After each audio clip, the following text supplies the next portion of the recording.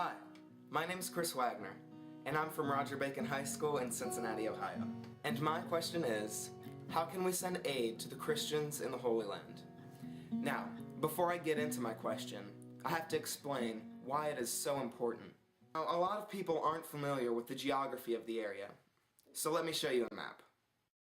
Here you can see that it includes areas of Palestine and Israel, including West Bank, and also some cities in Jordan. Now that you know the location, let me give you some information regarding the daily lives of the people who live there. I traveled to Oldenburg, Indiana, to visit with a member of the Order of Franciscan Sisters, who's also a good friend of mine and an expert and eyewitness on this subject. Her name is Sister Marietta Sharkey. Sister Marietta has recently returned from the West Bank, where she was a witness to the poverty, turmoil, and immobilization of the Christians living there. The conflict is the Israelis are occupying the Palestinian land, particularly West Bank and Gaza, and they have put up so many restrictions on the people. The wall, they say, is to protect their people, but the wall has hurt the Palestinian people terribly much because they had their jobs and they were cut off immediately. They were cut off from good health care immediately when the wall went up.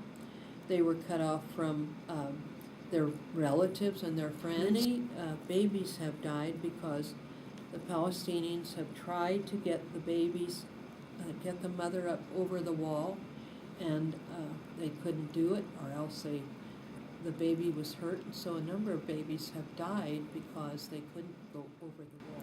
And this is all about wanting to grab their land. That's what it is. If you make their lives miserable enough, they'll all leave, so that there are only 2% of Christians left in the Holy Land now. Checkpoints are more brutal to the Palestinian people. When I was there in 2004, they had 500 checkpoints. They now have 700 checkpoints. What is a checkpoint? It means that the Palestinian people are stopped, and they're very lucky if they can move on after 2 hours. And they wouldn't dare run a checkpoint because they'd be shot instantly if they did that. Another thing that happens there is those who grow any crops or agriculture, they have to wait at the checkpoints, and they let them wait until the material is no good.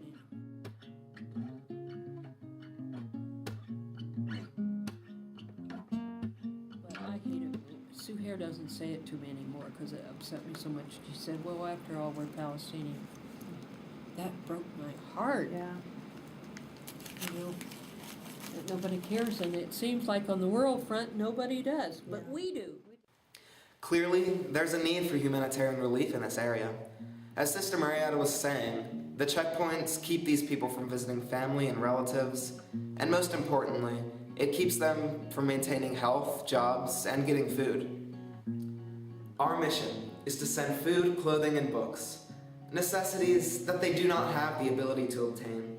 Missions in the past have failed because as soon as shipment reaches the West Bank area, it is raided by members of the black market. This time, we have connections to people in power and authority expecting our shipment. This time, the leader of NSAS Foundation has allied with King Abdullah II of Jordan. This time, Sister Marietta has contacted the Archbishop of Jerusalem. This time, members of the foundation will meet the shipment at the port of Aqaba and escort it directly to the people who will receive it. With the money awarded by the University of Dayton, I intend to document and blog the safe arrival and delivery of aid. I will be able to help escort this shipment into Jordan and see if this truly is the answer to my question, how do we send aid to the Christians in the Holy Land? The effort of NSAS Foundation will continue whether your eyes are watching or not. Don't you want to know how this story plays out? Don't you want to see the success of this mission? How do we send aid to the Christians in the Holy Land?